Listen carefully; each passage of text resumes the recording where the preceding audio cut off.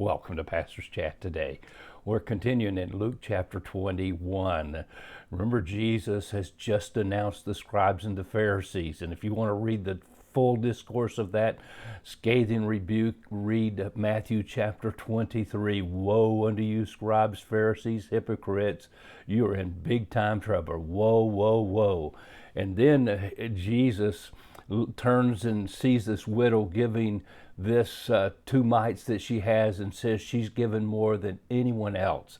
And the disciples are hearing this, and they, in verse 5, then as some spoke of the temple, how it was adorned with beautiful stones and donations, he said.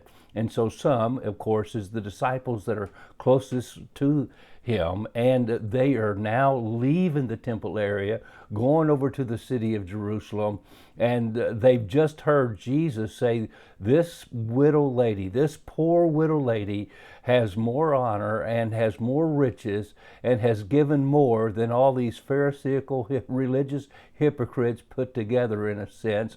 And they then are looking at the temple and say, wow, did she give anything to help build this beautiful temple? The beautiful stones and the costly everything that went into putting this temple together for 40 years, built by Herod the Great. And so they are pointing out the riches of this temple and the money that must have been given to put it up over the period of 40 years. And then Jesus, he turns to them, and they, on the Mount of Olives, he gives what is called the Olivet Discourse, the greatest prophetic message Jesus gives.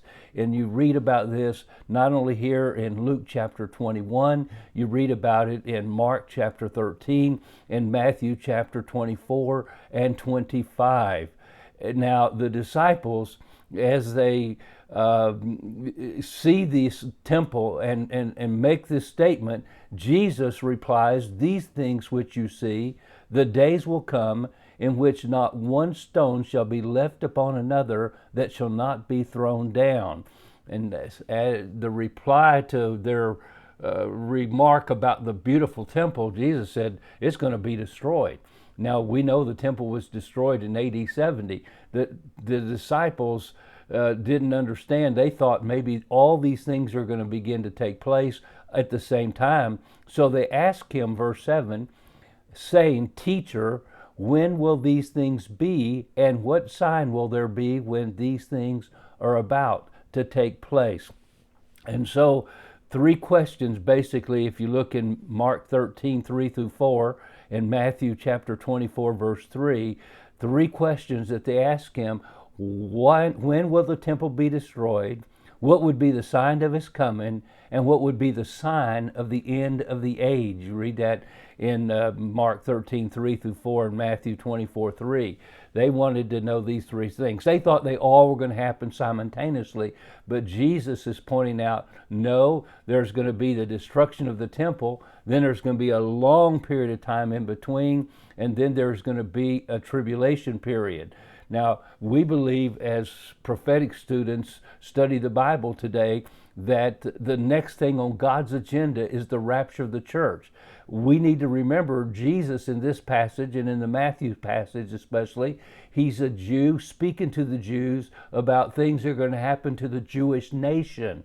Now, really, this is not about the rapture of the church or Jesus coming from the church here in Luke chapter 21. It's about what's going to happen to the Jewish nation. The Jews seek a sign, okay? The church is looking for the Savior. And Jesus could always have come at any moment. We say it's an imminent return. He could come today. I was asked yesterday by someone there at the eye doctor's office, when do you think Jesus is going to come? And my friend, I believe he could come at any moment, and he could come today. So we're going to enjoy looking at this message and remember that it's basically to the Jewish nation about the tribulation and the great tribulation period that's going to take place. And you need to read again Matthew chapters 24 and 25 and Mark chapter 13 to put it all together.